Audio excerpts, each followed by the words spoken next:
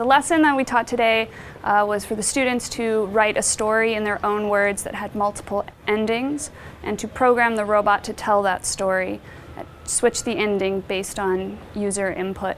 It was definitely cross disciplines. I saw language arts work. Students were composing, checking their own grammar, coming up with complex sentences. Syntax was really a big component of that as well.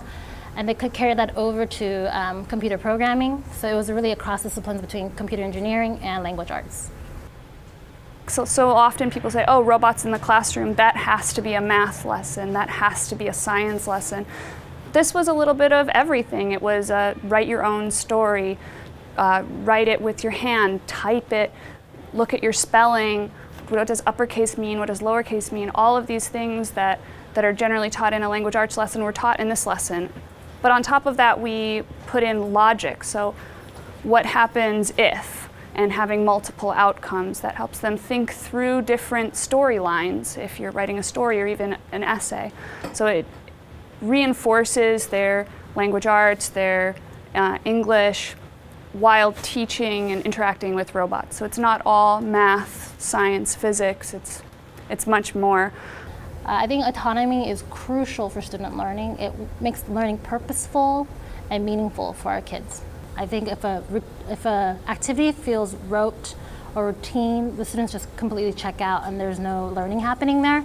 But when a student is able to exert their own autonomy and have their own creation and activity come to life, I think the students are way more engaged and they want to learn. They actually want to learn the concept of the day. And I know this is spoken a lot, but a lot of Stanford research shows the factory school model, which is the way schools have traditionally been built, which is have the teacher control so many actions to get them ready to work in a factory. Like, that's not the way the globalized market works now.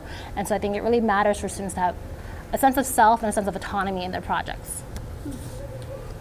It is so difficult to teach very abstract concepts in computer science and math, such as angles, looping, if-then statements.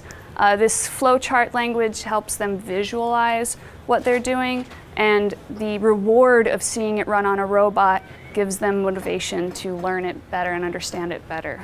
And everyone comes out knowing the concepts.